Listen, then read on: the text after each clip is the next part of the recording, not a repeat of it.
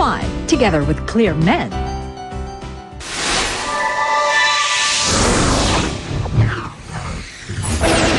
Mga linyang pinakawalan. May ugali ba si Rox? Parang maarte siya. Oo, nagalit ako. You can't walk around like, like you're so good, like you're so hot. Sa loobing nasaktan. Paborito ka raw ng council. I'm not using my parents' money or status. Snob po. Hopefully we get to talk. Just good luck, man. Do you like Diva? Dapat ng pag-usapan ng harapan. Nagsapan ako sa video.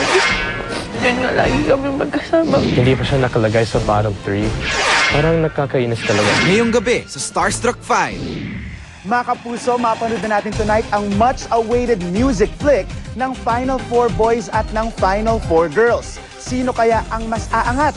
Ang magaling umarte o ang mahusay kumanta? Ang double artista test na yan, mas patitingkarin pa ng isang makulay na bowl session with the survivors. Ang mga side comments na binibitiwan, mga statements na makahulugan, dapat nang pag-usapan ngayong gabi dito sa Saturday edition ng Starstruck 5. Ang unang sasalang sa ating bowl session, si Diva. May binitawan kang statement. Ang sabi mo, marami kaming pag-uusapan referring to your co-survivors. Diva, ano ba yung dapat yung iklaro ng mga co-survivors mo? Nasabi ni Sarah na lumaki na daw yung ulo ko. So of course, since super close friend ko siya, na true friend, kailangan kami mag-usap. At first, nagalit ako, sumama yung loob ko. Kasi I don't know the reason why nasabi niya. Pag may gusto kong sabihin, sinasabi ko kaagad. May moment ba na napansin kang Diva is acting like a diva? Once po, parang napansin ko na nag-iiba siya. Nung nag-explain siya, doon ko naintindihan na nasabi na yon hindi dahil gusto niya akong saktan or gusto niya malaman ng tao na lumaki na talaga yung ulo ko. Sometimes it takes a true friend to be honest with you, Exactly. di ba? Pero you felt ba na merong change within yourself? Nag-change ako in a way na parang alam ko na kung paano makisama sa ibang klase ng tao, lalong-lalo na kayo, makasama ko kayo guys, na parang ibang-iba sa kulturang nilakihan ko. Ang next na sasalang, si Ian. Last Sunday, sinabi ng council sa'yo na mediocre lang daw yung performance mo and they even said to know your lyrics. Pero nakunan sa camera, Ian, na medyo sumimangot ka. Nainis ka ba sa comment na yon? Opo, nainis ako po. Akala nila galit ako kay council pero hindi ako nagagalit. I was mad at myself. As of this moment, as of today, kumusta kayo ni Rox? We're doing good. Like we're not arguing like before. Kailan yung last tampuhan nyo ni Ian? I think this morning or the other This day. morning lang? No, kasi So every hour nag-change yung status nyo? Sinasabi niya kasi sa akin minsan, ba't hindi mo ako pinapansin? Just I don't look like the bad guy. I don't always start it. Just sort of happens. Pero like maybe 1 minute pagkatapos ng argument, we're back to being, nice to each other again. Is this love? Who knows? No, I just feel, kasi I think she feels the same way. And meron ba mga instances na nagsiselos kapag one of the 3 remaining boys here, kinakausap nila si Rox? Meron bang jealousy in your part?